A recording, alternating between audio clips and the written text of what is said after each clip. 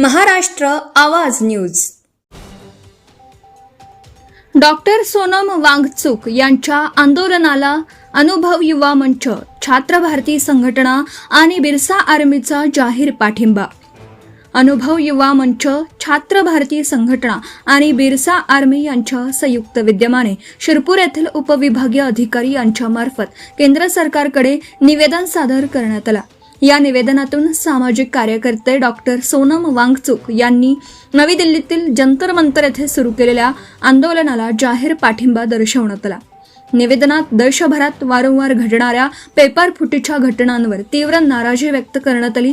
स्पर्धा परीक्षा आणि भरती प्रक्रियेत सातत्याने होत असलेल्या गैरप्रकारांमुळे लाखो विद्यार्थ्यांच्या भविष्याशी खेळ सुरू असल्याचा आरोप करण्यात आला.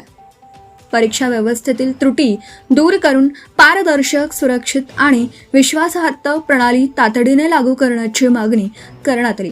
केंद्रीय शिक्षण मंत्रालयाने नैतिक जबाबदारी स्वीकारून सर्व पेपर फुटी प्रकरणांची निष्पक्ष चौकशी करावी, दोषींवर कठोर कायदेशीर कारवाई करावी आणि विद्यार्थ्यांचा शिक्षण व्यवस्थेवरील विश्वास पुनर्स्थापित करण्यासाठी प्रभावी उपाययोजना कराव्यात अशी मागणी निवेदनात करण्यात आली. डॉक्टर सोनम वांगचुक यांच्या प्रकृतीची तातडीने वैद्यकीय काळजी घेऊन त्यांच्या आंदोलनाची गंभीर दखल घ्यावी आणि विद्यार्थ्यांच्या न्याय मागण्यांवर सकारात्मक निर्णय घ्यावा असंही नमूद करण्यात आलं. यावेळी जितेंद्र राठोड, ॲडव्होकेट संतोष पाटील, मनोज पावरा, योगेश पावरा,